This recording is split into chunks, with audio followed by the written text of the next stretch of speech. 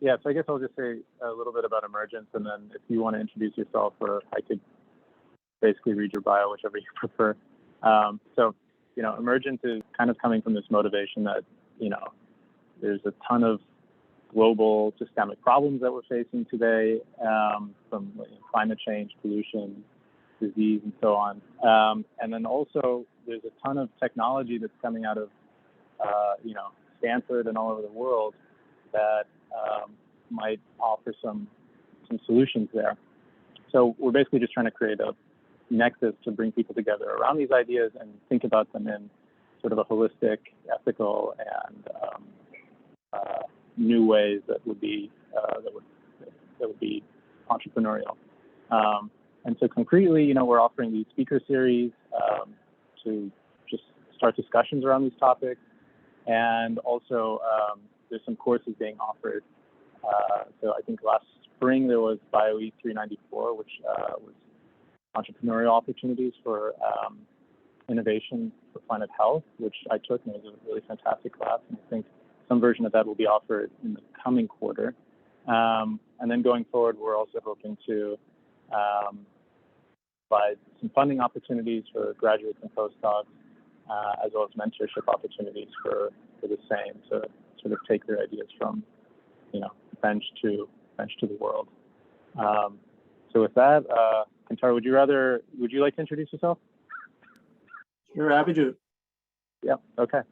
I'll hand it over to you. Hi, everyone. Thanks for coming. My name is Kentaro Toyama. I'm faculty member at the University of Michigan School of Information. I'm a computer scientist by training, but these days I spend more of my time doing work on understanding how digital technologies impact different kinds of groups and communities. And in 2004, I co-founded a research lab for Microsoft in India. And then I spent the next 5 years doing research to try to understand how digital technologies support socio-economic development in that country, and also in other parts of the world. And what I'm going to tell you about today is really kind of my experiences and the kind of conclusions I've come to about using technology for social good of different kinds. And so let me share my screen. Here we go. And I will say that, again, my concern has primarily been international development, global development, but some of these things I think carry over to different kinds of work, even sustainability in the United States, for example, although I think there are definitely some differences in what you see. So as I mentioned, I helped found this research lab. This is a Microsoft research lab. And when I went there, India had, basically was on a very fast rising trajectory as a global IT superpower, especially in response to the Y2K challenges that people were anticipating. The country's IT ecosystem basically blossomed as multiple, entities around the world basically needed a relatively low-cost way to make sure that their own computer systems were not going to crash when the turn of the millennium happened. And then building on that, the country, kept pushing into a range of technology and technology-based products and services. And so in 2004, Microsoft decided to start a research lab there, and I was its founding assistant director. Now, India is obviously an interesting place. On the one hand, it has a very, very affluent and productive upper layer of society, but a good chunk of the country is still very dependent on agriculture for its livelihood.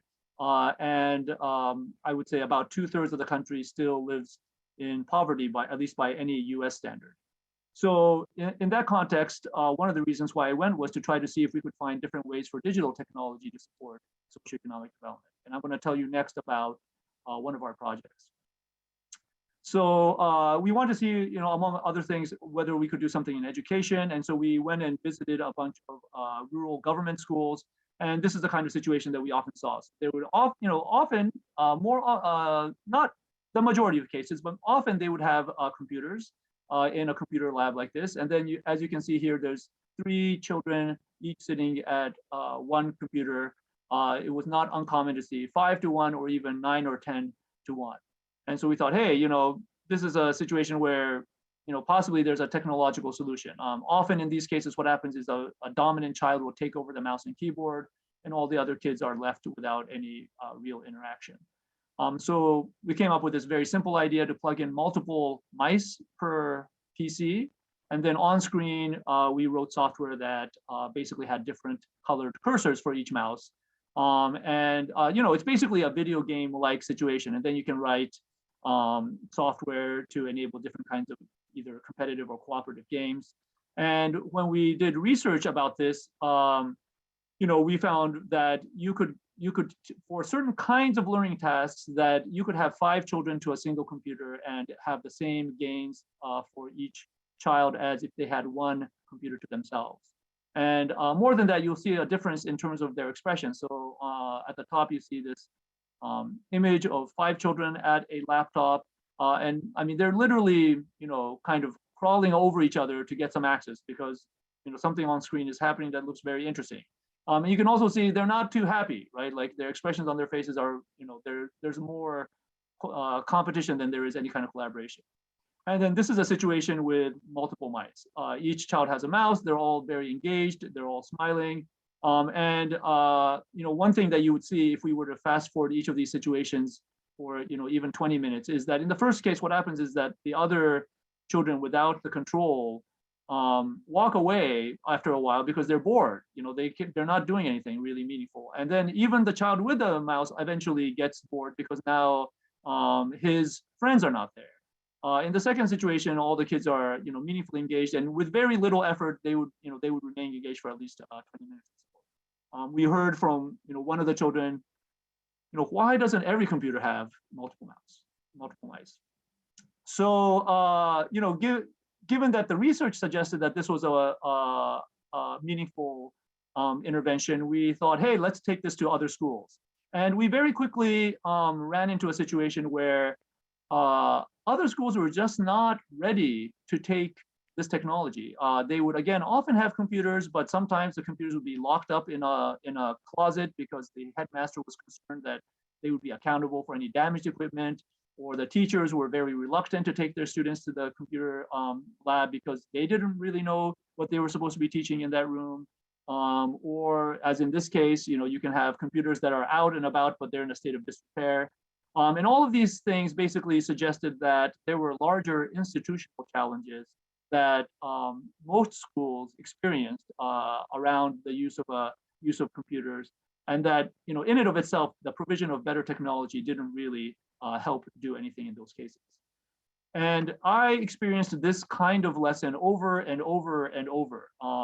During the 5+ years that I was in India, I either ran myself or oversaw something like 50 different research projects. And in every one of them, the goal was to find some way to use either an existing or a novel digital technology for the purposes of improving the situation in education, in healthcare, and governance, with respect to livelihoods, with respect to finance, and so on. And in almost every one of them, things that we did and that worked under very closely supervised conditions as research, failed to have any significant impact when we tried to scale them up. And I'll tell you in a moment about a case where we did have impact, but you'll see that it was very different from what we were doing. So, I went in thinking that the technology was going to have some significant impact. And what I came away with after 5 years of doing this was that the technology was not the main crux of the problem. In many of these cases, we did everything we could to design a good technology that was easy to use, that addressed people's challenges, that worked according to the various social, cultural, economic constraints that everybody had. And yet ultimately, it wasn't whether or not we had good or bad technology that mattered. It was whether the institutions that we worked with, whether they had the capacity to take on different things, or whether they were even successful in their original goals. And the way I have come around to explaining this now is that for the most part, what technology does is to amplify underlying human forces. And what that means is that, I mean a literal amplification. And amplification is meant to be different from addition, right? So many of us have this impression that technology, if it's a good technology, always makes things better, right? Like, most of us have experienced, I don't know, a new app or a new smartphone where we're like, hey, this is better in some way, right? This camera is better, it allows me to take better photos, or I have, better, speedier access to the internet. And in many ways we imagine, okay, well, the technology got better and so my life got better. But that doesn't necessarily hold for a range of situations. And one of the reasons is because what you're experiencing is dependent quite a bit on who you are and your larger socioeconomic circumstances. And if you attempt to give even the same technology to different people, the outcomes are different. And I'm going to try to demonstrate this by asking everybody a single question. So here's the question. Imagine that you and somebody who has dropped out of high school are each asked to raise as much money for the charity of your choice, using only a smartphone with an unlimited high bandwidth data plan over the period of a week. Okay, so the task is you're trying to raise as much money for some charity. Okay, you're competing with a person who's dropped out of high school, not because they intentionally want to drop out, but because for whatever reason they either couldn't stay in school or couldn't handle the academics in school. Who do you think would be able to raise more money? And at this point, I'll just stop and let people either add comments to chat or unmute and respond. I would say it really depends on how much the high school dropout had like knowledge. I know there can be some high school dropouts that drop out because they're more interested in learning about technology, and as a result, maybe the high school dropout could be better. But if they're not very interested in technology, maybe somebody who's more educated would get more money as a result. Great, thank you. I always have to say this, especially with smart audiences. So I don't mean this to be a trick question, and I want you to think about the typical high school dropout, somebody who's dropped out exactly because they can't actually get through school, either because the situation at home is very difficult for them, or because school was too difficult and they were not able to get through it. And then in that condition, who do you think would be able to raise more money? And Chris, you sort of answered it towards the end. I also think it really depends on who they're connected to and like the motivations, because I feel like maybe a poor student would be able to raise more money because like the need is greater and like they come from that place. So Right, I still feel like it's a trick question. The task is that they're raising money for a charity, right? So it's not for themselves, it's for somebody else.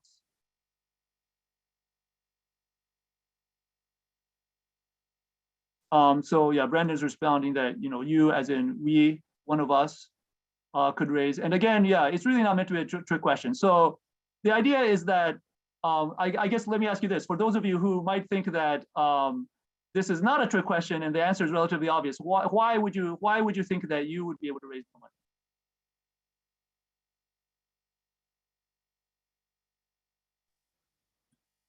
Well, I'd have a larger network, and Okay, you have a my larger network of people are going to be people that have more knowledge and ability to use technology themselves. Okay, great. So you have more knowledgeable network potentially. And the people you're connected to have more money. Great, richer friends. Good, anything else?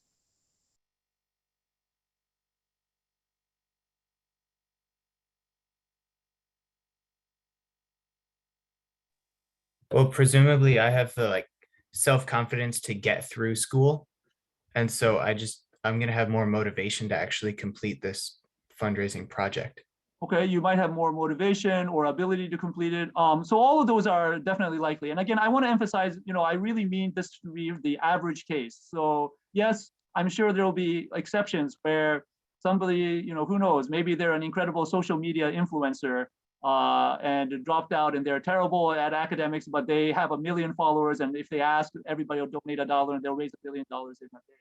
I'm intentionally trying to get you to think about the typical case, because certainly those exceptions exist, but they're exceptions.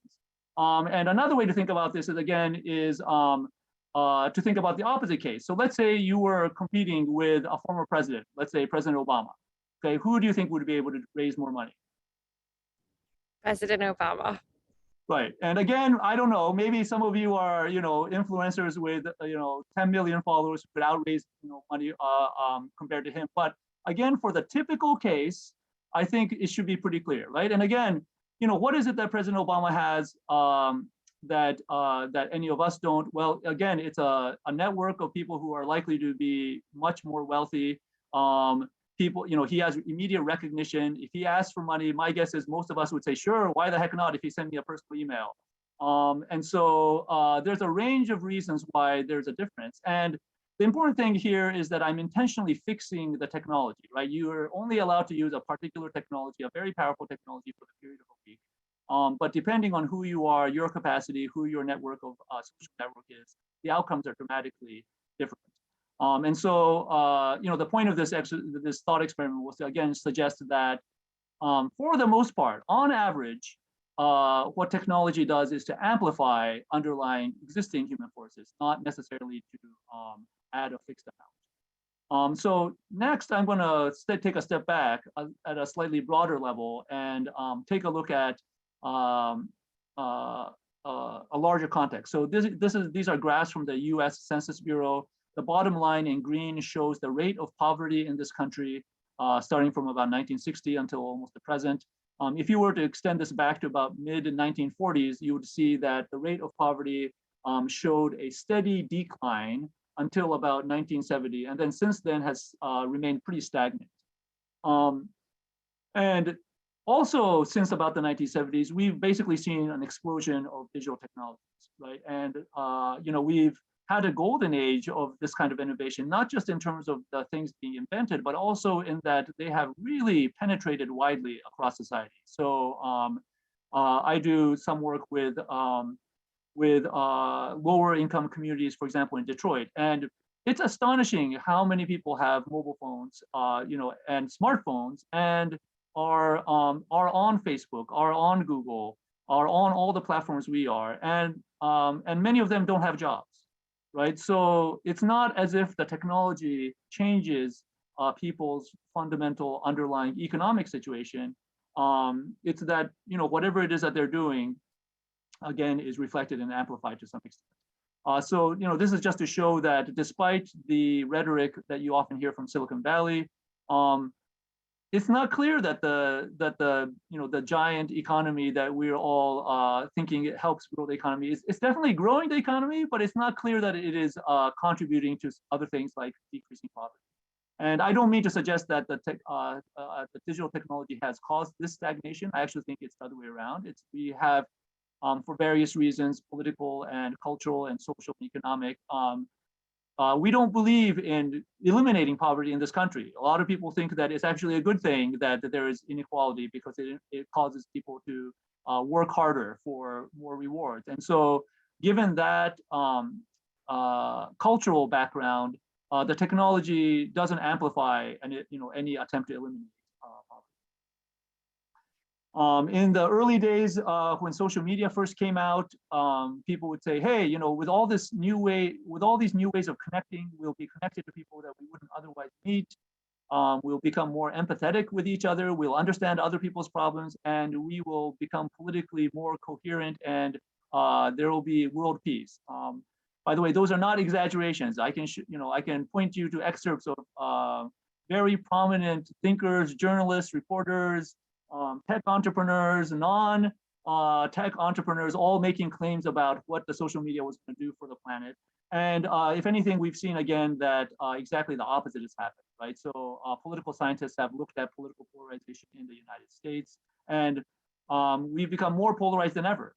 And those of us who do research on why this happens, I mean, some of the underlying causes are undoubtedly have nothing to do with technology. But it seems that technology to some extent has contributed to the problem, because increasingly we live in our own information bubbles, right? So we tend to want to only listen to news that tend to confirm our worldview. We tend to hang around in social media circles that are our friends who tend to share similar political beliefs. And on top of that, the social media tends to cause a situation where only the most sensational things become viral. And so as a result of all these things, more and more it looks as if technology is contributing to polarization, not helping to alleviate it. And again, I would say this is an expression of technology amplifying underlying human forces rather than necessarily adding a net positive benefit everywhere. So that's one of the points I wanted to make today. I'm going to transition to another point. So one of the things that we often turn to technology for is scale. And there was a project started, about 15 years ago called One Laptop Per Child. Some of you may have heard about it. It's since it didn't really go very far, but in its early days, the claim was that by providing a very child-friendly, easy-to-use laptop, rugged laptop to children all over the world, they would be able to learn from it, teach themselves, and gain an education that of a kind that they wouldn't otherwise be able to get. And one of the key points of One Laptop Per Child was that the cost of the laptops would be very low. So when it was initially announced, they were hoping to be able to sell it for $100 a piece. And instead of selling it privately to individuals, they would sell it to government. So if a government wanted 1 million of these devices, they would pay $100 million, and so on and so forth. So that is one way to approach, improving education. I'm going to talk about another way, which is, of course, through actually trying to improve the educational system itself. So this is a photograph of Ashesi University where I taught for a quarter back in 2000. And I'm going to tell you about the story about one of the students that I had when I was there. So there was a man named Isaac Tugun. He had polio as a child, and so he was always either on crutches or in a wheelchair. He didn't really have workable use of his legs. And he also didn't have a particularly good education growing up. And in fact, he was multiple times turned away from Ashesi University as a student because his application just did not meet the standards that the school was looking for. But he was incredibly determined. So apparently, he would go to the admissions office almost on a weekly basis and keep talking to the staff and keep talking to the staff and keep talking to the staff. And they weren't rude to him, so he kept coming back over and over again. And eventually, he somehow convinced the university to give him a scholarship to attend. And so he ended up in the first class of this university. And I had him in the only math class that this university had at the time, which was calculus. And I will say not just him, but most of the students in the course that I had were not prepared to do calculus. I administered a diagnostic test early on, and most of them could not, for example, do basic algebra. They couldn't, plot a straight line on a graph. But since in theory I was supposed to teach them calculus, I basically pared back the curriculum and basically aimed for a point where they would all understand, at least conceptually, what a derivative was, what an integral was, and so on. And so what I, basically through that term, it was about 2 months, because they were also on the quarter system. I invested a lot of time for about 25 students. And basically pretty much I was there by myself, no family. I spent the whole of my days and my evenings basically both designing a curriculum for this particular group of students and then almost hand tutoring each student who needed help in the evenings as they went through their problem sets. And at the end of it, very surprisingly, I would say, most of the students had a good grasp of the concepts. They were able to, at least understand what polynomials were and so forth. And my top students went on to do very well. They started their own software companies. They went into banking and finance and so on and so forth. And one thing I remember from that period was that, those 2 months were incredibly intense for me. Like, it was just an incredible experience in various kinds.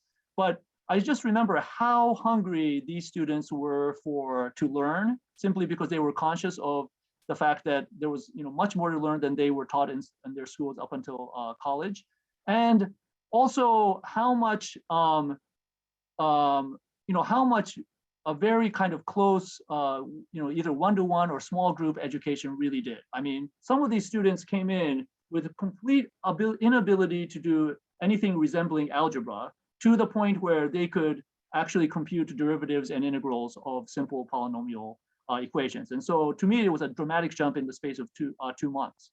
And what I remember about that is, I have never again in my life since, and I've now been faculty for several years, been in a situation where students have learned so much in such a short amount of time. And I attribute it partly to their hunger to learn, and partly to the fact that I was able to spend such an incredible amount of time on a per person basis with them.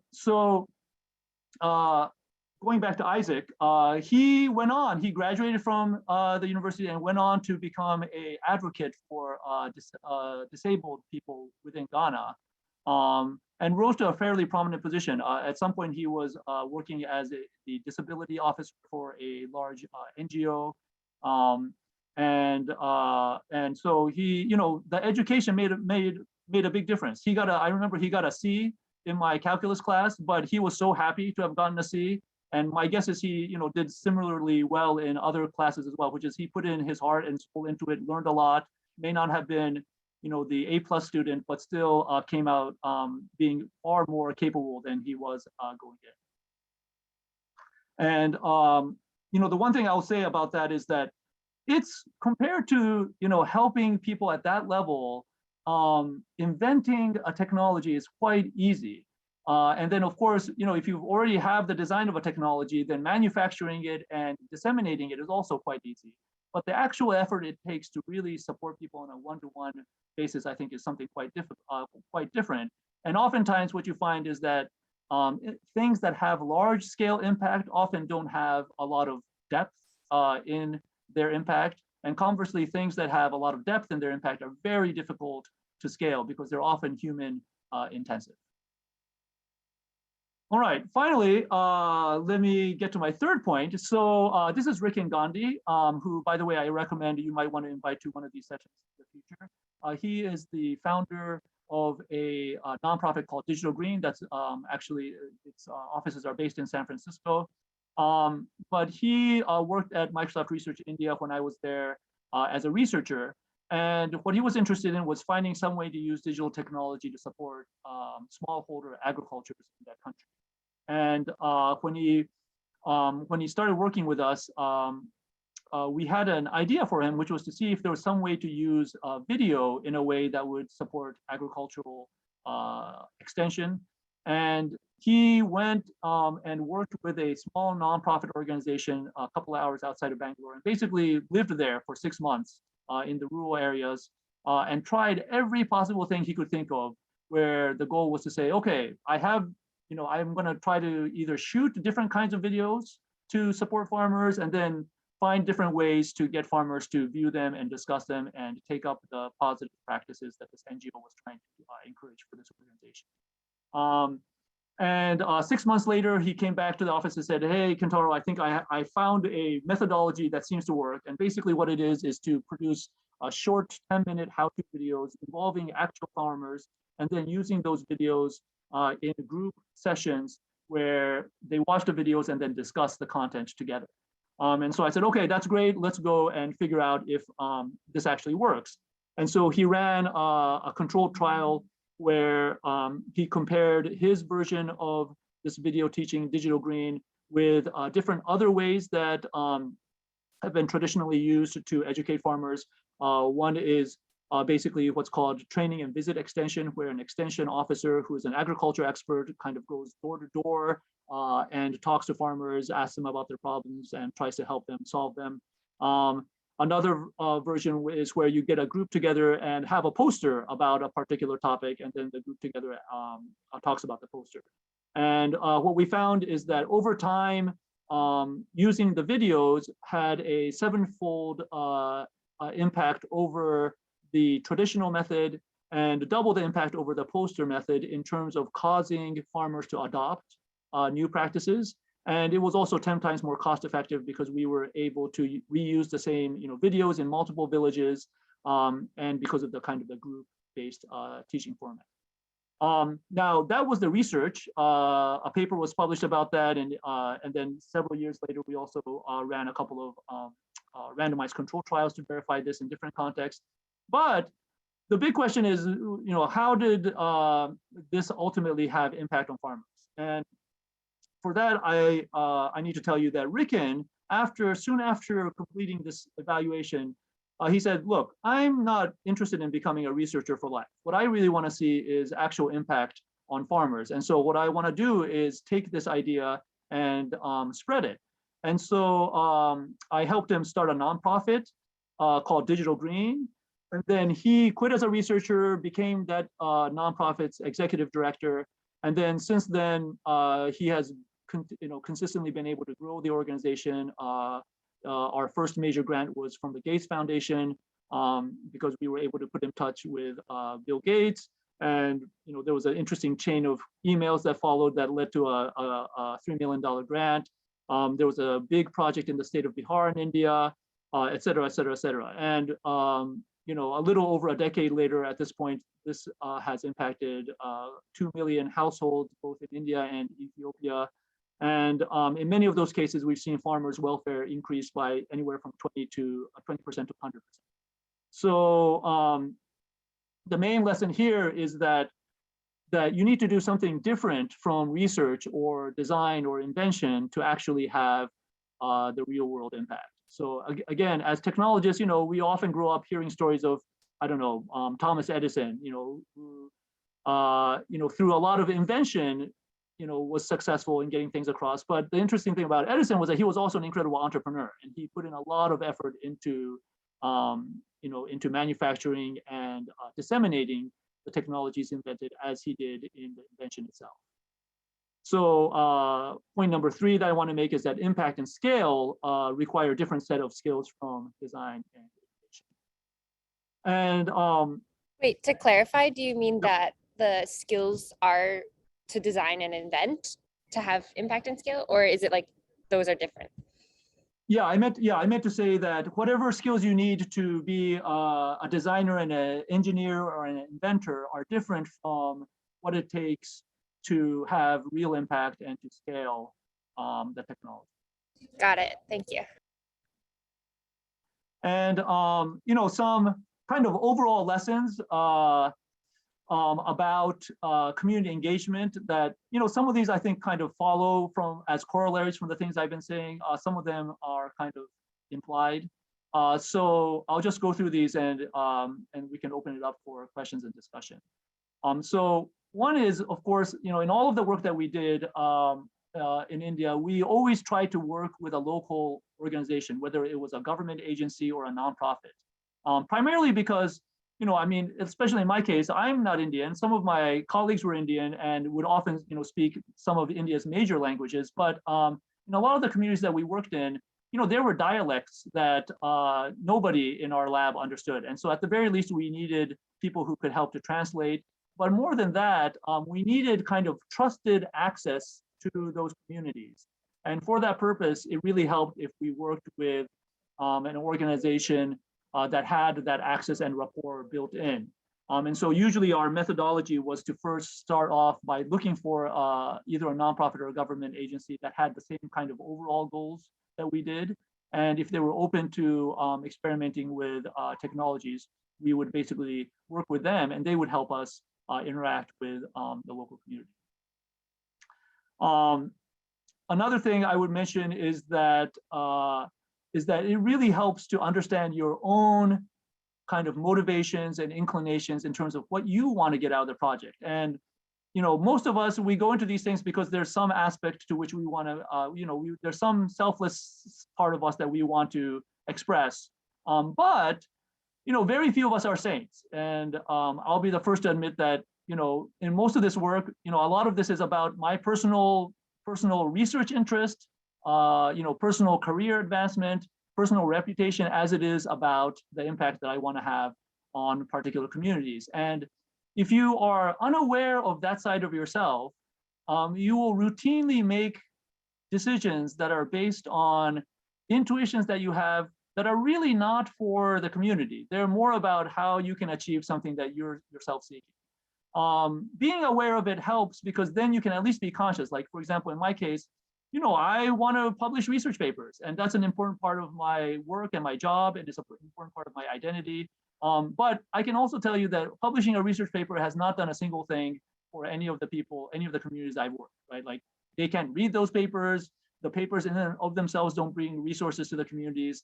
They don't teach the communities much. And so I always have to think, I always have to be very clear that the publishing of the research paper is a fundamentally different activity and has a very different goal than the goal of impact. And if I'm serious about impact, I need to make sure that I am, spending sufficient time and energy on the impact goal, separate from, in this case, the research of the publication goals. And so with that, let me just summarize. Again, for the most part, I think technology only amplifies underlying human forces. It doesn't necessarily, it doesn't have a deterministic positive effect necessarily. Depth and breadth of impact are almost always in tension. Impact and scale require different kinds of skills and attitudes from design and engineering. And then finally, the best way to ensure positive impact with technology, exactly because of all of the above, is to work with organizations that are committed to that impact. And if you're interested in some of these ideas, they're in a book, this book, Geek Heresy, that was published in 2015. So with that, I'm happy to take questions. Thank you so much. That was great. Yeah, absolutely. Thank you. Oh, is someone else talking? Go ahead. Yeah, thanks. I just added your book to my audiobook wish list. So thanks for that. And I was really keen on your experience teaching calculus. So I put a question in the chat. I don't know if there are, I just had my eye out for opportunities like that, basically, like teaching abroad, but something that would fit in the context of a PhD, like a summer or a quarter. Are there any opportunities that you know of to experience something like that?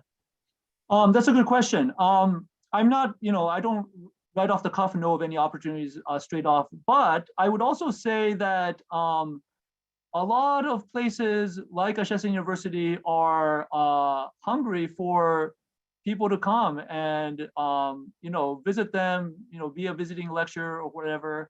So you might just want to send emails out. And at least, for me personally, teaching at Ashesi was my first experience in, in a developing world country. Aside from the experience teaching, I mean, it was a terrific experience for me personally, and it had a direct impact on my also going to India later on. So yes, if you're interested in, working internationally in other contexts, I would definitely encourage you to take whatever opportunity you can to go. It's virtually impossible to design for a community that you're not super familiar with, at least to design well for. Yeah, I guess the best thing, if you're interested in that kind of opportunity, Brandon, is to directly contact schools. Look for a school that you might be interested either in visiting or showing up for a lecture remotely. If you want to look for somebody in the math department, I do know that Tadashi Tokieda actually did a lot of interesting stuff with teaching to like African universities for a lot of his stuff. He's like in the math department, but he might be an interesting person to talk to.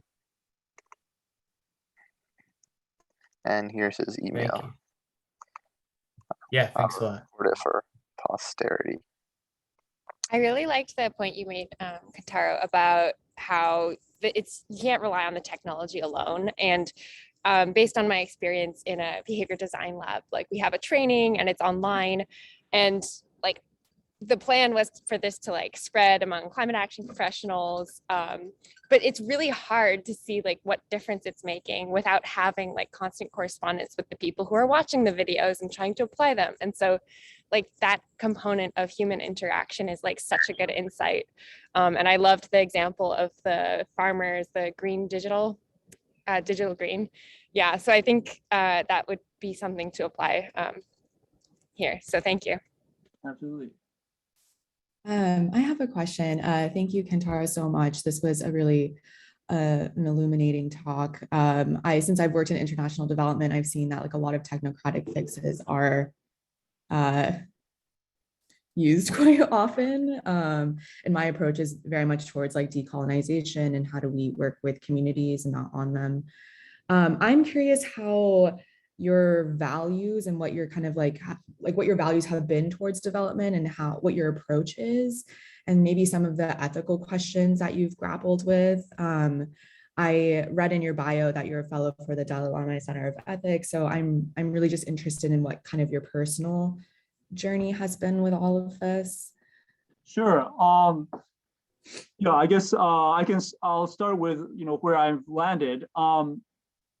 In terms of values, I would say I try to approach, not just the development work that I do, but also everything that I do that is, with my students and so on, as trying to help people achieve the aspirations that they have. And what does that mean for a community? A lot of communities are very clear about what they want for themselves, right? Whether it is more income or a new business or more education for their children or something along those lines. And I think the easy tendency is to try to want to solve the problem for them.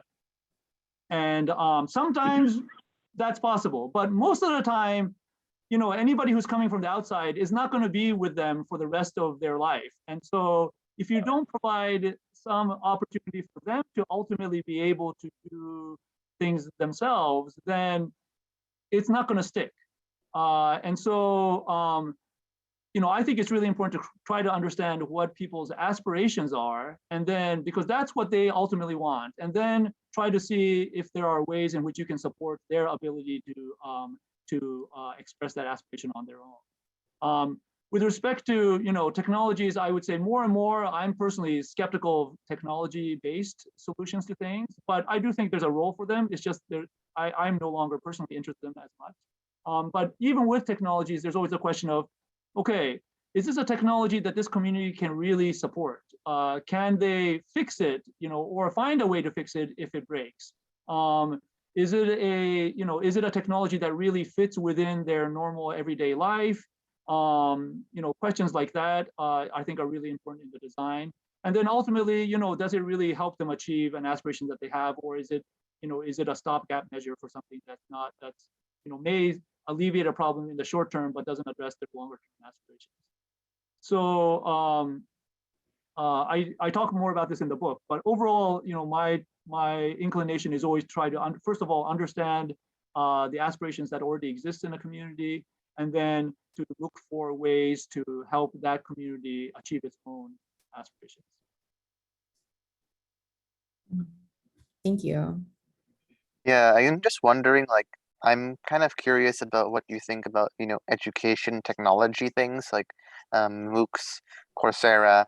I'm not sure, like, if you think that because there's a lot of technological limitations that they'll only, exist with the most, I guess, people who are affluent, people who know the most about those kinds of MOOCs, and they don't kind of get as, I guess, internationally well known as a lot of people might think they are. Like, what do you think about them? Yeah, that's a good question. So with MOOCs specifically, I think there's no doubt, based on the evidence that's already been gathered, that they basically help the educated rich get richer.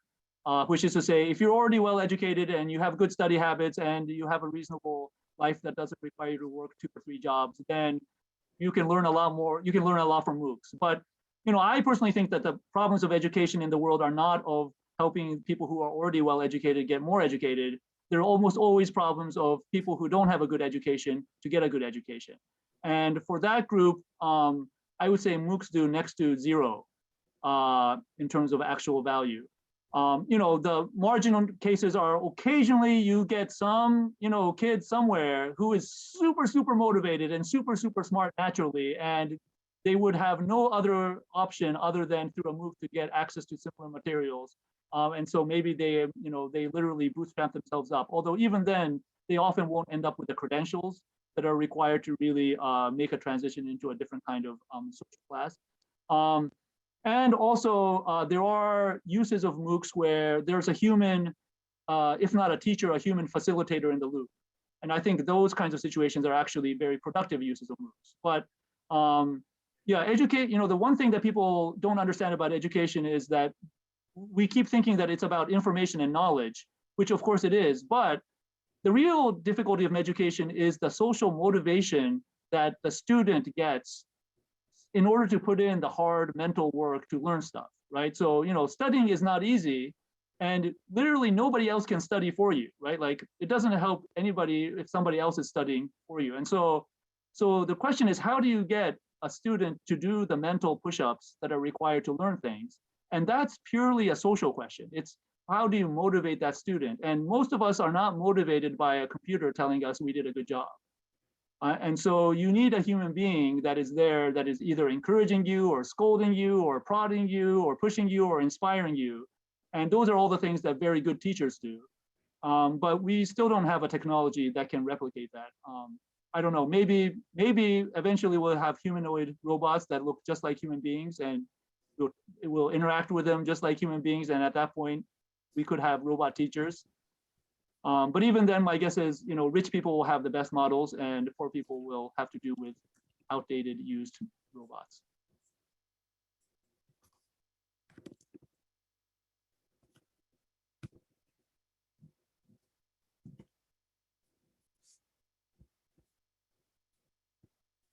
Yeah, and how did you get in touch with like the Indian university? Like how did you kind of find out about them if it was kind of like your first time? You mean the Ghanaian University, Ashesi University? The Ghanaian university, and then there was also like you meeting with people in Microsoft India. Yeah, so I used to work at Microsoft. I used to work at Microsoft Research as a computer scientist. And so when my boss, who was Indian, he was thinking about, he was able to convince the Microsoft itself to start a new research lab in India. And so when he went, I volunteered to go with him. We had a good working relationship. With Ashesi University, that was a chance interaction.